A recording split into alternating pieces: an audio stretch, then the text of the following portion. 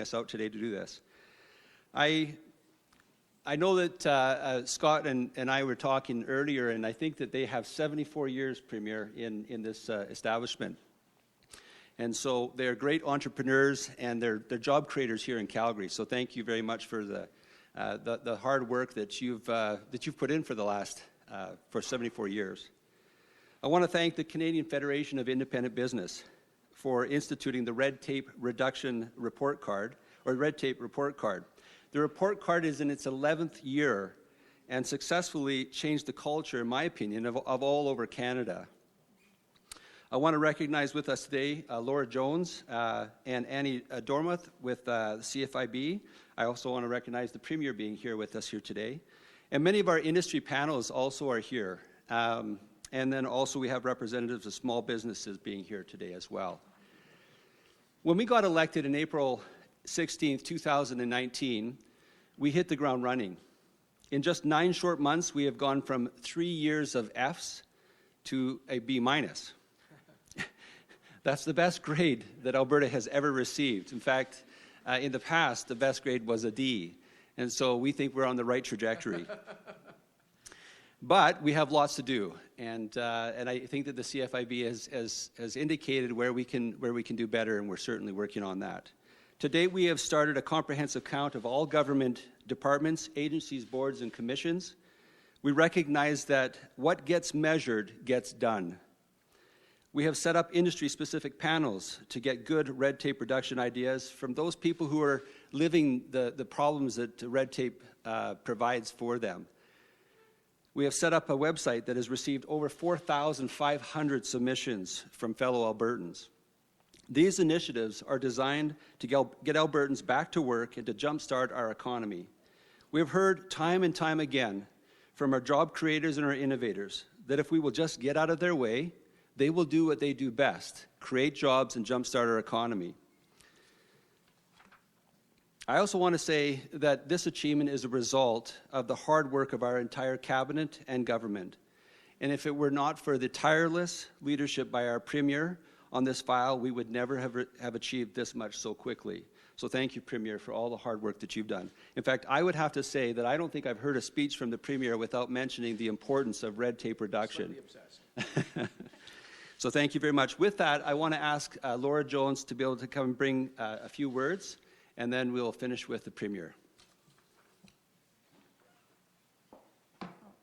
Thank you very much, and happy Red Tape Awareness Week, everyone. Slightly obsessed is exactly what we like to hear at the Canadian Federation of Independent Business, music to our ears.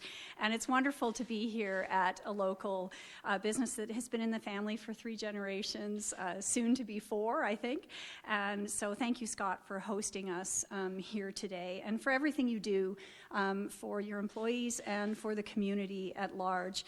Thank you for being a 46-year member of CFIB. It's so important, I think even more important than ever, that independent businesses have a voice in public policy. And really that's why CFIB created Red Tape Awareness Week 11 years ago in response to concerns from independent businesses like Scott's across Canada. Regulation matters, and regulatory accountability deserves to be taken as seriously as fiscal accountability. When taxes are excessive, we know that has negative consequences. Too much regulation also has negative consequences. Red tape increases prices, lowers income, reduces choices, and undermines entrepreneurship. New studies also show that red tape, excessive regulating, increases poverty and income inequality. There's no study on this one yet, but after talking to business owners across Canada about frustrations like unintelligible forms, excessive wait times for permits, and other bureaucratic rigmarole, I'm convinced that red tape increases our collective blood pressure. It certainly undermines the relationship between government and the citizens that government serves. So for all these reasons, Citizens deserve regulatory accountability. And the good news is there's way more accountability here in Alberta than there was even just a year ago. In fact, more accountability than we've had in the history of us doing the report card. So Alberta is receiving its highest grade yet, and also has the distinction this year of being most improved. After a long string of Ds and Fs, we are pleased to present the province with a B-, and I'm going to tell the Alberta government the same thing I said recently to my son when he came home with a B-. You've been working hard, and I'm confident that this grade is going to be even higher next year. Here. I'm also pleased to say that Alberta is a strong contender for our annual Golden Scissors Award. That's going to be announced on Thursday. You've been nominated for your efforts to engage citizens in getting rid of red tape by encouraging them to submit examples at cutredtape.alberta.ca.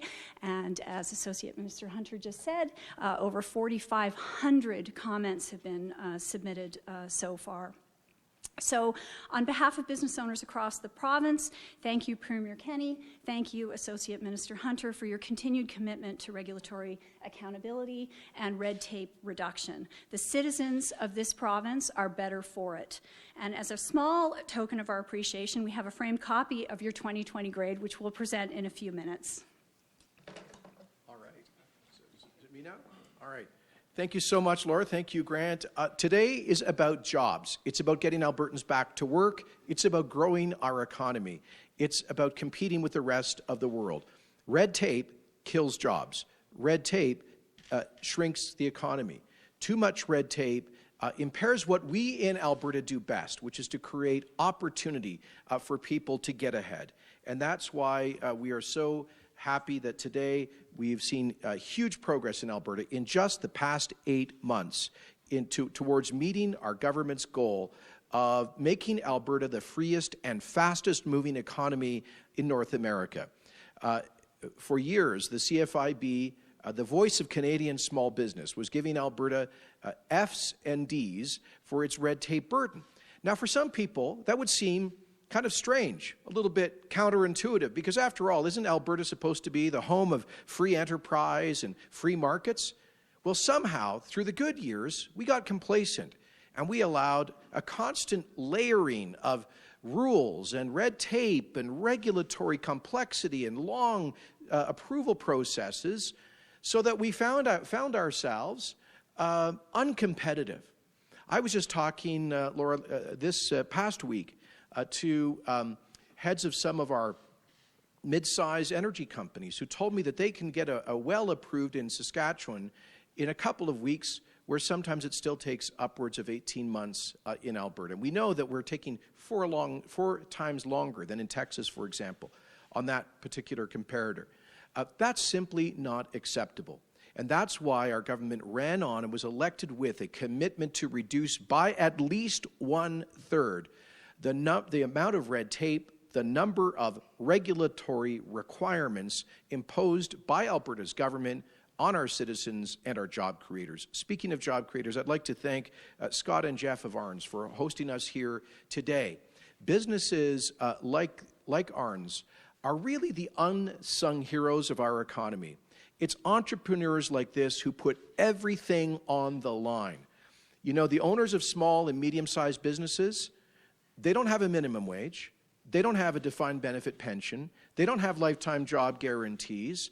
They don't get any benefits. They don't get any pay at all unless their business turns a profit at the end of the year. And yet they're the folks who create most jobs in our economy. And you know, it takes courage to run a business like this. It takes courage to put your life savings on the line, to stay up late at night, sleepless nights, wondering if you're going to be able to make payroll. But when you add on top of all of that pressure, the demands of filling out hundreds of forms for provincial, municipal, and the federal government, it can become just too much.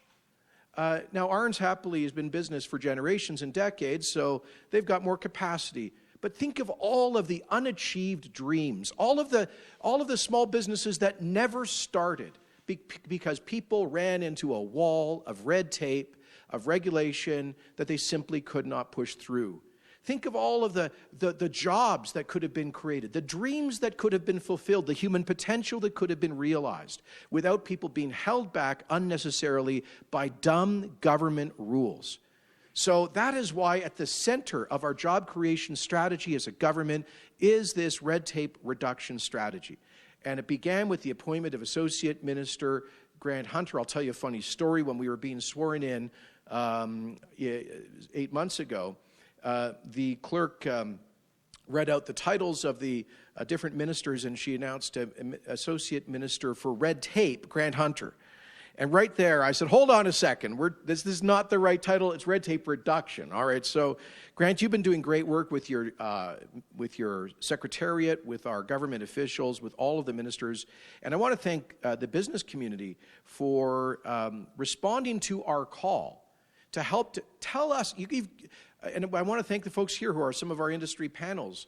Thank you for helping to tell us where to find the dumb rules that are holding back Alberta jobs in our economy. Thank you to the Canadian Federation of Independent Business, the voice of Canada's small business heroes, for putting a relentless spotlight on the destructive impact of dumb government regulations. And Red Tape Awareness Week is a great educational opportunity to highlight all of that. I think the scorecard that you do is so important because, Laura, as you and I have discussed, accountability is key. And this is one credible external organization that is holding all Canadian governments to account. So we are proud today that Alberta has moved from a year after year of Fs with the worst regulatory record in Canada all the way to a B- in just 7 or 8 months. But we will not be satisfied, Laura, until we get an A in your small business report card. And right, Grant? Agreed. Your job depends on it, just to be clear. That's your, just so you know, that's your accountability. But folks, we are excited to see the progress that's been made. We've set up a number of industry panels, as has been mentioned. We set up cutredtape.alberta.ca, and we've received over 4,500 submissions that we are going through. A small number were, I think, not serious, but most of them were very serious ideas. And the website lists some of the scores of actions that have already been taken by Alberta's government to reduce costs, speed up approvals, and make life better for Albertans. This includes simplifying or eliminating duplicate forms when interacting with various government programs. No-brainer. We've also modernized safety code practices, making it more efficient for construction companies to obtain permits and manage their sites. Time is money. So we reduced delays for forest management agreements and small-scale, low-impact hydroelectric developments. That's good for the environment, by the way. Last summer, we fought back against the war on fun by relaxing outdated rules governing the consumption of alcohol in parks, campgrounds, and festivals. And Laura, they owe the know-it-alls said that we were going to end up with unsafe parks and it was going to be terrible and drunk people would be stumbling all around all over the place. You know what happened? According to the Department of the Environment, reported violations of the abuse of alcohol in our parks went down on Victoria Day weekend. When you trust people to act like grown-ups, guess what? They normally do. And that's what this is about. It's about common sense. It's about treating people. It's about the government having confidence that people will do the right thing. Now, they won't always, and you do need regulations, you do need rules, but they need to be common sense and based on outcomes, not obsessed with process. That's what we're trying to get to. We've also made it easier for Albertans to become organ donors by providing consent through an online registry, and that will help to save lives. Everyone who has been part of this effort can be proud of what we've accomplished in such a short time. And Grant, I know that we'll be setting up a number of other industry panels where we can get that input, and one of them will be in the nonprofit and charitable sector. That will be joined by a bill we'll be introducing this year, the Freedom to Care Act, which will give charities and nonprofits more trust from the government to serve people, to help the poor, the homeless, to help women's shelters do what they do best without, you know, these small nonprofits, staffed largely by volunteers and often underpaid staff. They don't have full-time bureaucrats to fill out forms all of the time, to do all of that compliance work. So this is not just about business. It's also about caring, a more compassionate society, and that's what we're going to do, Grant, through our nonprofit and charity roundtable for red tape reduction and our Freedom to Care Act. Now, clearly the CFIB has taken notice, but so have investors and job creators, both inside and outside our province. I've been taking this news to business leaders from London, England, to Wall Street in New York, to Bay Street in Toronto, to the energy capital in Houston. And I can tell you the response is extremely positive. Everywhere I go, I highlight our achievements and objectives in reducing overregulation and dumb rules. It's starting to pay off in the acceleration of new investments and a growing awareness that Alberta is open for business and aggressively competing for investment and jobs. So thank you again to CFIB. Thanks to Minister Hunter. We have a lot more work to do. Our sort of rule of thumb on this is what the Gordon Campbell BC Liberal government did when they were first elected, 18 years ago. Yeah, 19 years ago. They had a goal like ours of reducing red tape by 1/3. They exceeded it. I understand they hit nearly 47%. And so our initial goal is the 1/3. We hope to exceed it and believe that we can. But that will depend on the help of Albertans, on job creators, and so we want to renew the call for people to share with us dumb rules that we can pare back and act quickly to get people back to work in our province. Thanks very much, and we're looking forward to your questions. Oh, we have a presentation. Presentation to make. Why don't we use your banner, Laura? Yeah, that would be great. Thank you. Oh, here we are.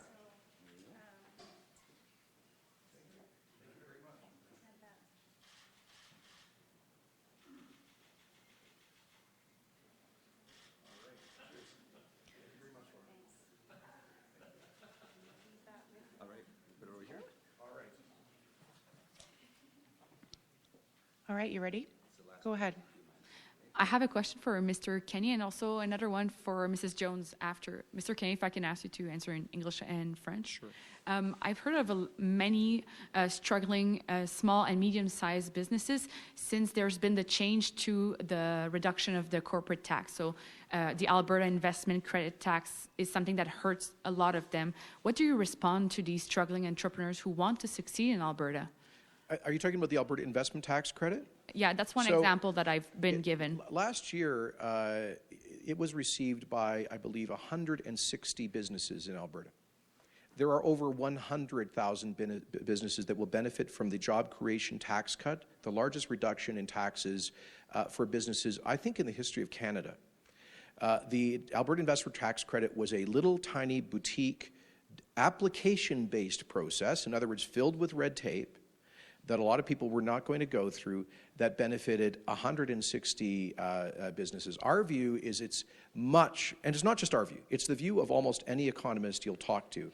And I would refer you to Dr. Jack Mintz, the leading tax economist in Canada, Professor Bev Dalby at the University of Calgary, or a number of other economists who have, Trevor Toome and others, who have validated that the most effective way to incentivize businesses to grow, invest, and hire more people is through a general reduction in the overall tax rate rather than picking winners and losers. And that's what the Alberta Investment Tax Credit did. It had an application-based process. People had to apply to bureaucrats, a very dense process, would take a long time, and a less, I think we're talking about like 0.1% of Alberta businesses have benefited from that.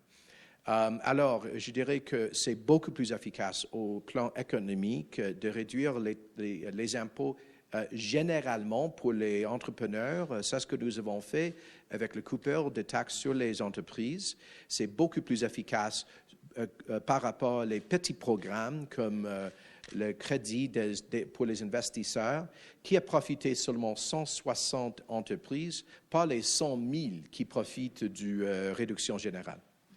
And my question for Mrs. Jones, if you don't mind, I wonder if, looking at Alberta, you feel there is sufficient incentives to spur economic diversification here?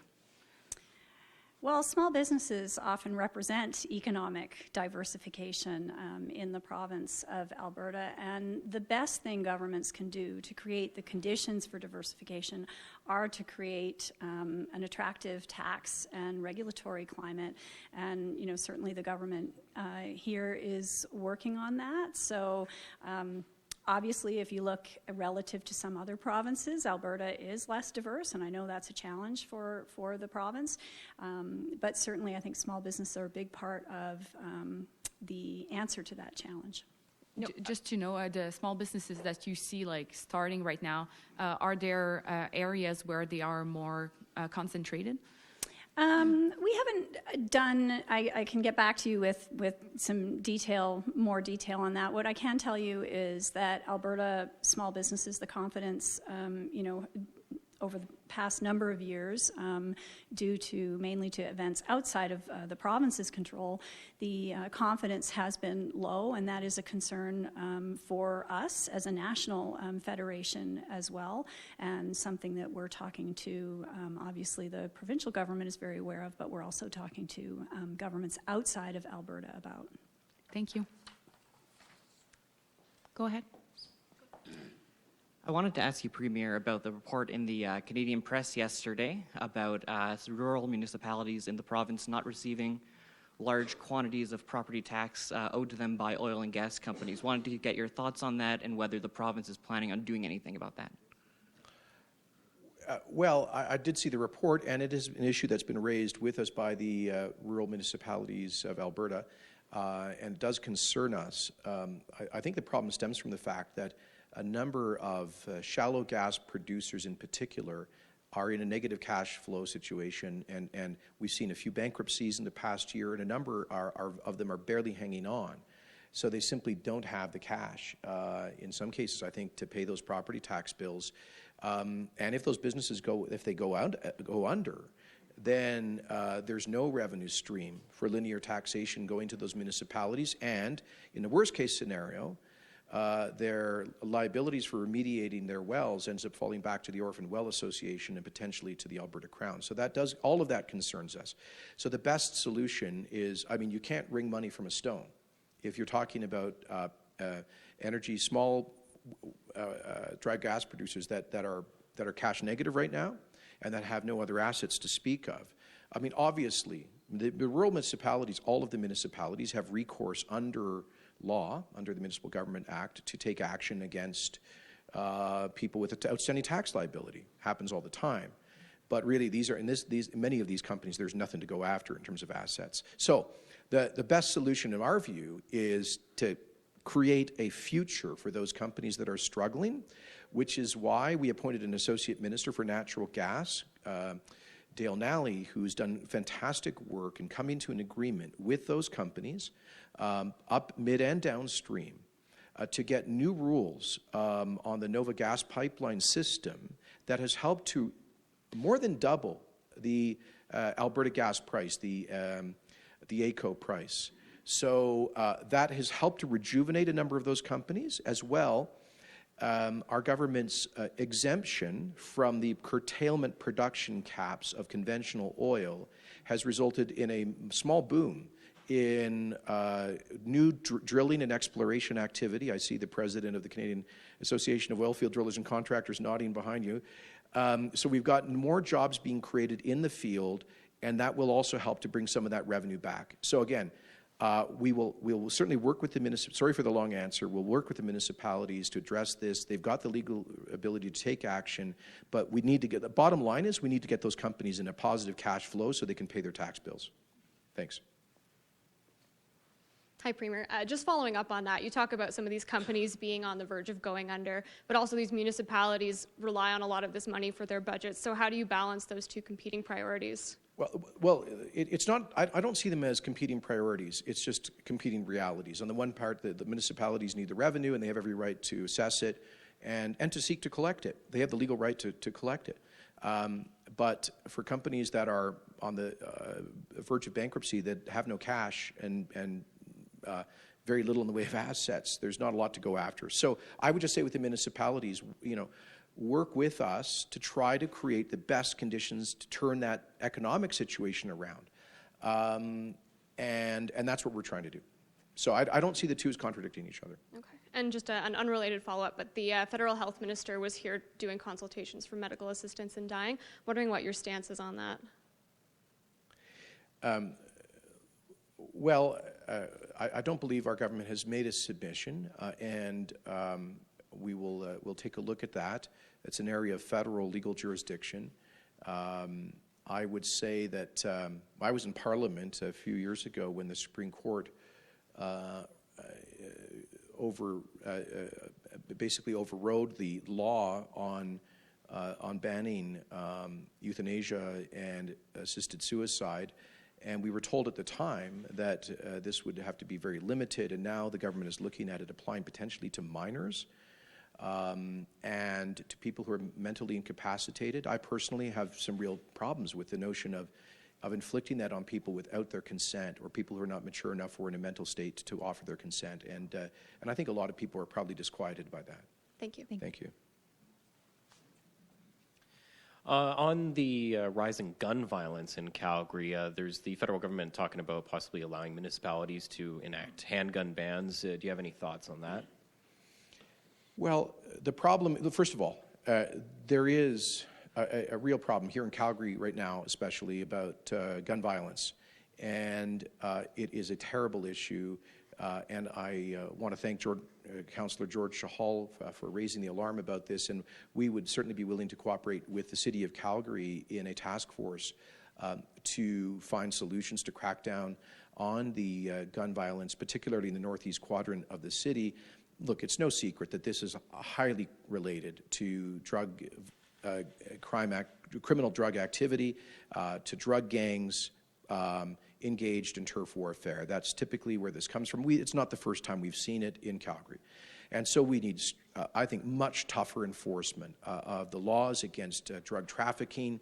I regret that the Trudeau government repealed the Harper government's tough mandatory minimum prison sentences for the illegal possession of firearms and for serious narcotics offenses. I call on the federal government to bring back those tough penalties.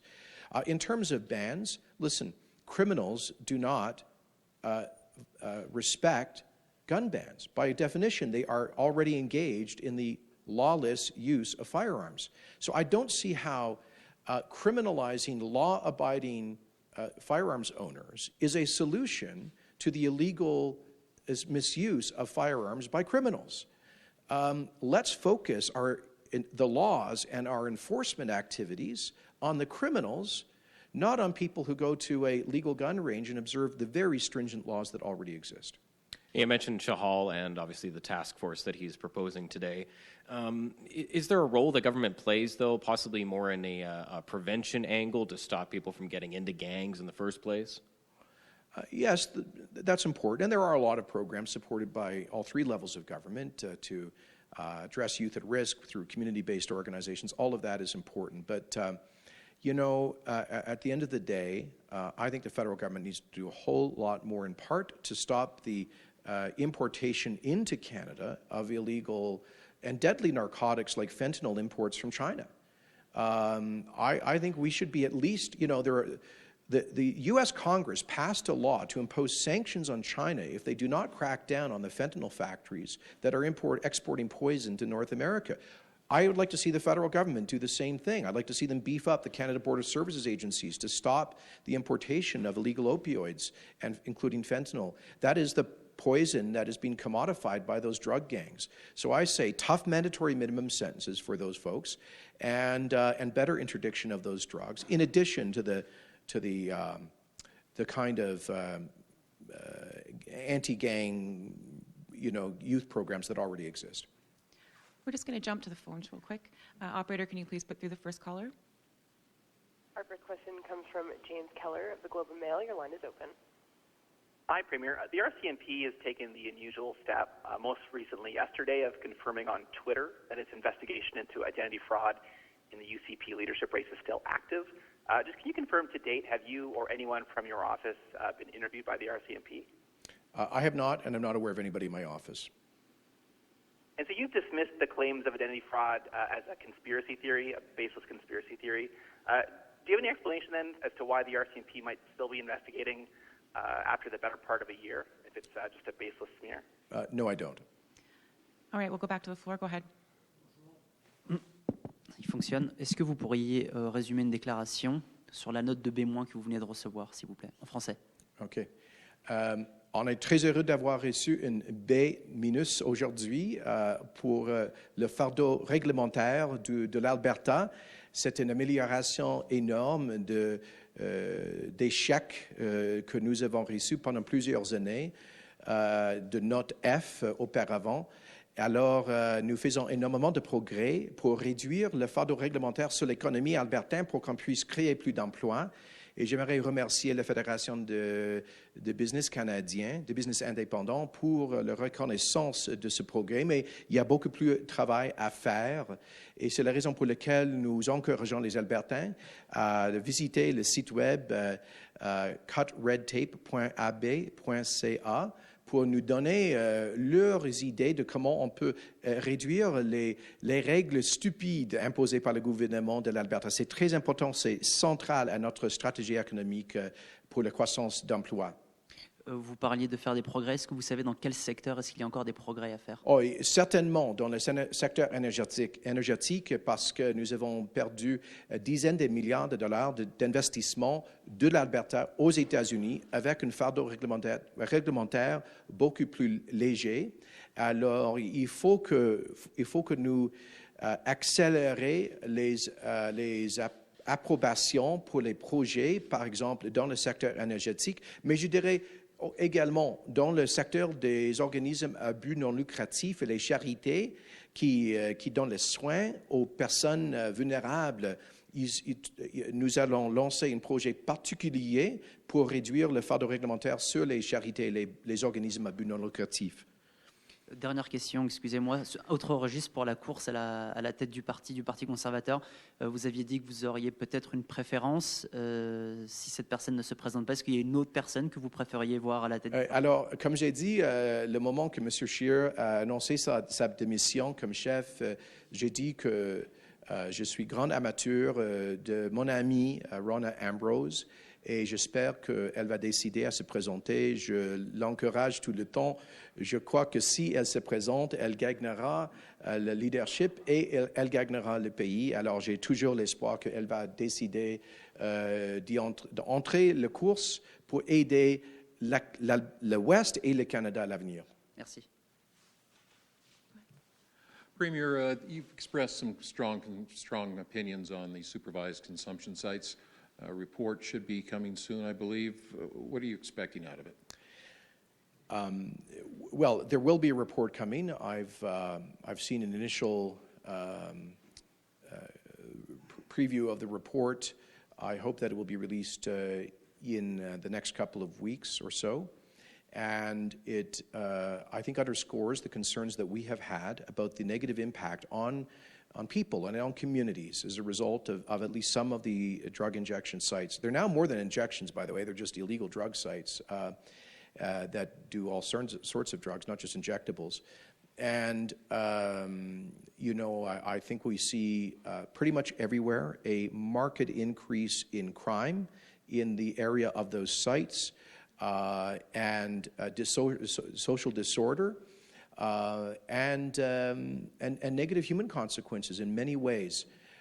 So that is why we committed in our platform to appoint an expert panel to engage in an evidence-based review of the impact of these drug sites and to see if there's a better way of doing harm reduction. We're not opposed to harm reduction as part of the continuum of care for people facing drug addictions. But we must place a much bigger emphasis on opportunities for detox, treatment, and recovery. And basically what the previous NDP government did was they shifted resources from treatment and recovery with an obsessive focus on so-called harm reduction, including these drug sites. We think that is imbalanced.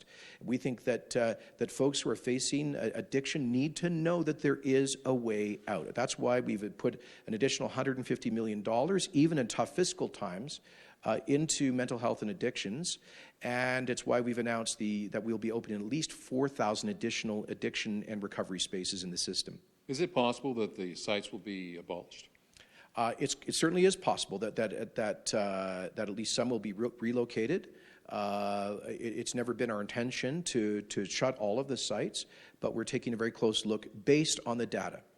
Just one question about, you were talking about people signing donor cards. There's been a number of cases where people have been so desperate to get like a kidney transplant or something, they've put up billboards, asking for the public. Should people have to do that? Well, I think that, no, that's very sad if people have to go to that extent. And I know that my legislature colleague, Matt Jones, MLA for Calgary Southeast, has a private member's bill before the legislature to make donor to make it the default that people's organs can be donated, unless people will still have a right to resile from that, not to offer their consent. Unfortunately, that bill will not proceed in this legislature because there will be prorogation. So we're talking to Mr. Jones about how to bring it back in some form in the next session. Thanks very much, everyone. Oh, thank you. Yeah, appreciate it. And thank you, Laura. Thank you to Arns, and thanks to all of our volunteers on the industry panels. I appreciate it. Thank you so much. Great to see you again.